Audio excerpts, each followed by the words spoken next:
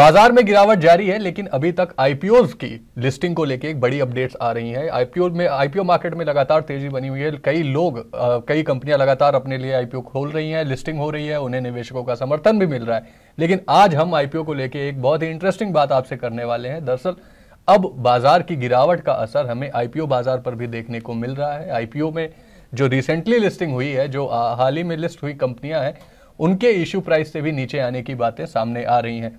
क्या है पूरा मामला, आईपीओ बाजार पर क्या कुछ दबाव देखने को मिल रहा है, इसको बताने के लिए आज मेरे साथ मेरे सहयोगी मिस्टर संदीप ग्रोवर जी जुड़ चुके हैं। सर बहुत बहुत स्वागत है आपका। बहुत शुक्रिया।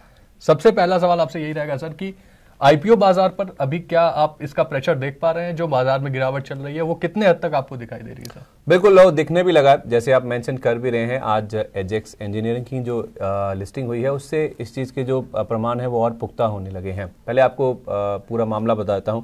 देखिए, बाजार की जो गिरावट है, जाहिर सी बात है उसका जो आईपीओ मार्केट है उसकी उस ऊपर भी असर दिखने लगा है और निवेशकों के ऊपर भी उसकी मार पड़ने लगी। पहले क्या होता था कि लोग आईपीओ में पैसा लगाते थे, नो डाउट ज़्यादा सब्सक्राइब होते थे, लॉटरी होती थी तो जिसको मिल जाता था, लेकिन उसके लिए मजे आ जाते थे, आसानी से पैसा बन जाता था। 5-6 दिन के अंदर ही आपके पैसे में 25 से लेकर 100% तक के भी गेन्स बन जाते थे। तो अच्छी आईपीओ लिस्टिंग हुई, आपका पैसा बन गया, आप लेके निकल गए, तेल लेने गया, भाड़ में गया, क्या क्या फंडामेंटल क्या नहीं, लेकिन आपका पैसा बन रहा था आईपीओ मार्केट में। लेकिन अब आप आईपीओ मार्केट में भी पैसा बनाना लोगों के लिए हो गया है मुश्किल। क्यों? क्योंकि आईपीओ मार्केट्स में एक तो जो लिस्टिंग प्रीमियम्स है वो श्रिंक होते जा रहे हैं, वो कम होते जा रहे हैं, और दूसरा नेगेटिव लिस्टिंग होने लगी है। जैसा मैंने एजेक्स इंजीनियरिंग की बात करी, उसमें भी, उस केस में भी आपको साफ तौर पे देखने को मिला। इनफैक्ट आप देखें, ये जो नेगेटिव लिस्टिंग हुई है आज एजेक्स इंजीनियरिंग की, ये 30 दिसंबर 2024 के बाद पहली कंपनी है जो कि नेगेटिव लिस्टिंग हुई है। 30 दिसंबर को कैरेरो इंडिया नाम की कंपनी है जिसकी लिस्टिंग हुई थी और वो कंपनी नेगेटिव लिस्ट हुई थी,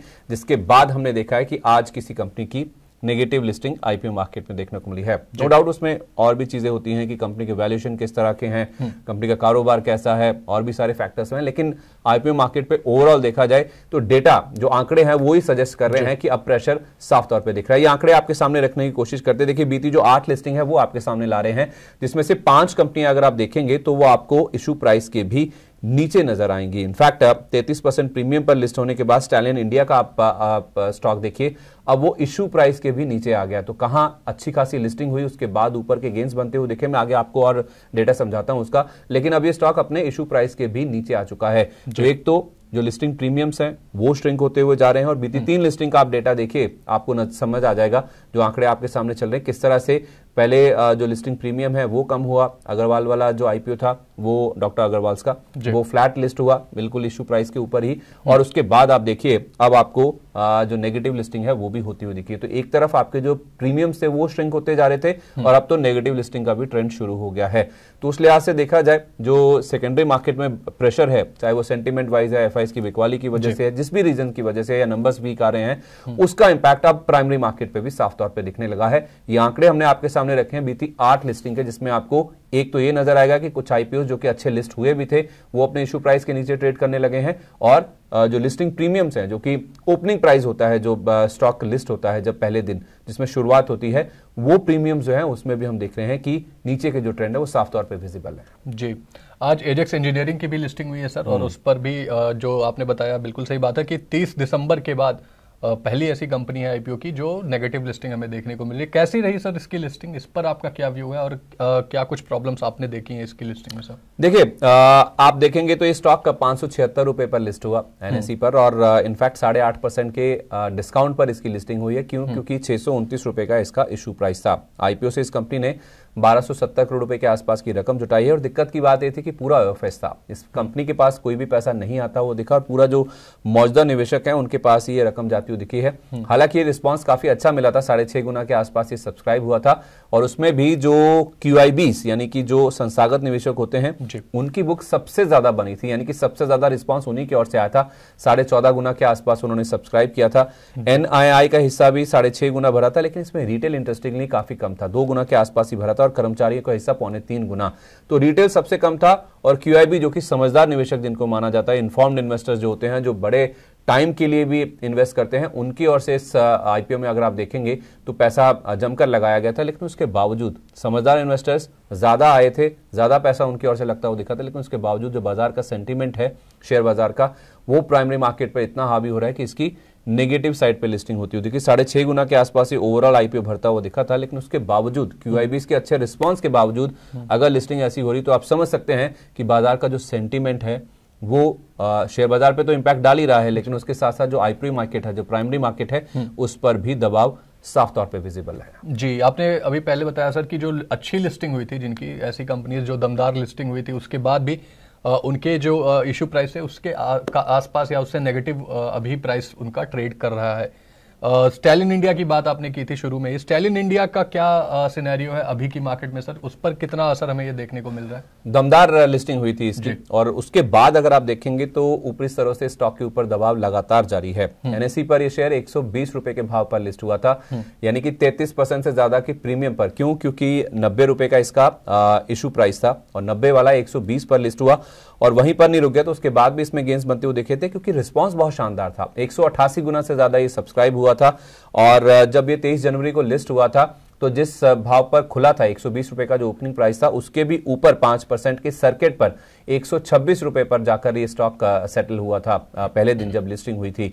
तो आप अंदाजा लगा सकते हैं कि जिस तरह का रिस्पांस मिला था और जिस तरह की लिस्टिंग हुई थी, उसके बाद अब ये शेयर आपको इशू प्राइस के भी नीचे मिलेगा, शायद किसी ने सोचा होगा। और अब ये शेयर आप देखेंगे 90 रुपए तो छोड़ दीजिए, 80 रुपए के भी नीचे कारोबार कर रहा है। तो अपने इशू प्राइस से ये 13% नीचे है, और जो इसने हाई लगाया था 126 रुपए का, वहां से तो ये स्टॉक 38% नीचे ट्रेड कर रहा है। तो जो बाजार में दबाव आया, उसका इंपैक्ट जो आईपीओ मार्केट में लिस्टिंग्स हो रही हैं या हो चुकी हैं, उनके ऊपर भी साफ तौर पे विजिबल है। जी, तो अपने हाई से 38%, और जो इशू प्राइस था यानी कि जिस पे इसको इशू होना था 90 रुपए का, उससे भी 13% नीचे ये कामकाज करता हुआ स्टैलिन इंडिया का तो भारी गिरावट देखने को मिल रही है। यानी कि साफ साफ तौर पे जो नई कंपनी है, न्यूली लिस्टेड कंपनीज हैं, उन पर भी बाजार की गिरावट का हमें दबाव देखने को मिल रहा है। सर, कोई और एग्जाम्पल है जिसमें हम ये चीज देख सकते हैं क्या? बिल्कुल, और लक्ष्मी डेंटल ये आपके सामने लाना चाहूंगा। इनफैक्ट पहले आपने आंकड़ों में देखा ही है, ये दो कंपनियां हैं जो कि आसपास ही लिस्ट हुई थी एक ही हफ्ते में। स्टैलिन इंडिया आप देखेंगे 23 जनवरी को लिस्ट हुआ था, और ये 20 जनवरी को लिस्ट हुई थी कंपनी, और ये भी लिस्टिंग अच्छी हुई थी इसकी, 542 रुपए पर ये स्टॉक लिस्ट हुआ था। लेकिन उसके बाद से आप देखिए ऊपरी स्तरों पर टिकने में इसको भी दिक्कतें हो रही हैं। 428 रुपए का इशू प्राइस था और 26.5% प्रीमियम पर इसकी लिस्टिंग हुई थी। इसको भी रिस्पॉन्स काफी अच्छा मिला था, 114 गुना के आसपास ये भरा था, और निवेशकों का रिस्पांस अच्छा था, इसी वजह से लिस्टिंग भी काफी अच्छी हुई। और 20 जनवरी को जब पहला दिन था, जब ये लिस्ट हुआ था, तो 551 रुपए पर इशू प्राइस से करीब करीब 29% ऊपर ये बंद हुआ था। तो 542 पर खुला, और 42 पर खुलने के बाद 551 पर ये जाकर बंद हुआ था। पहले दिन की मैं बात कर रहा हूं, यानी कि 29% की गेंस लेकर ये स्टॉक बंद हुआ था। लेकिन फिलहाल की स्थिति ऐसी है कि इशू प्राइस से ये भी आपको ऑलमोस्ट 13% नीचे नजर आएगा, और हाई से आपको ये स्टॉक 36% नीचे नजर आएगा, क्योंकि इसका आप इशू प्राइस देखें तो 428 रुपए था, और अभी ये शेयर 372 रुपए के आसपास ट्रेड कर रहा है।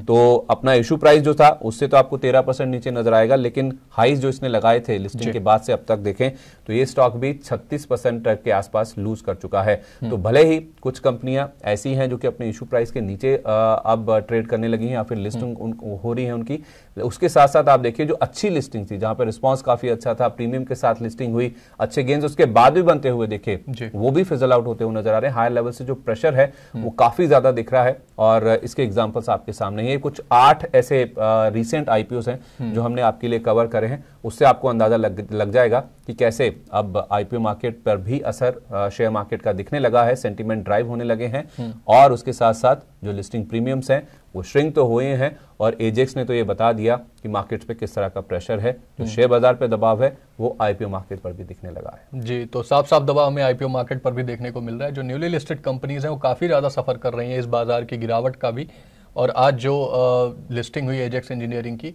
वो भी निराशाजनक ही रही। और इनफैक्ट उसमें आप ये भी देखिए कि आईपीओस आने की जो रफ्तार है जी, वो भी कम हो गई है, और आने वाले समय में आप देखेंगे कि शायद हो सकता है कि आपको रफ्तार कम होती हुई दिखे, और उसके साथ साथ जो गेंस आपको बनते थे वो भी आपको कम होते हुए नजर आ सकते हैं। ये आंकड़ों में साफ तौर पे झलक रहा है। जी, सीधा सीधा असर बाजार की गिरावट का ही है। हमने एसआईपी के नंबर्स भी देखे, वो भी बंद होते हुए दिख रहे हैं, कम होते हुए दिख रहे हैं, म्यूचुअल फंड भी।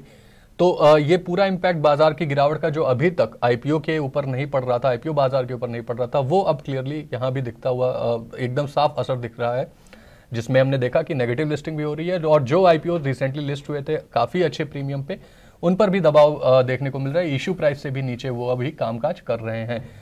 Thank you so much Sandeep sir हमारे साथ जुड़ने के लिए और अपने बेहतरीन इंसाइट्स, बेहतरीन रिसर्च हमारे दर्शकों के साथ शेयर करने के लिए सर।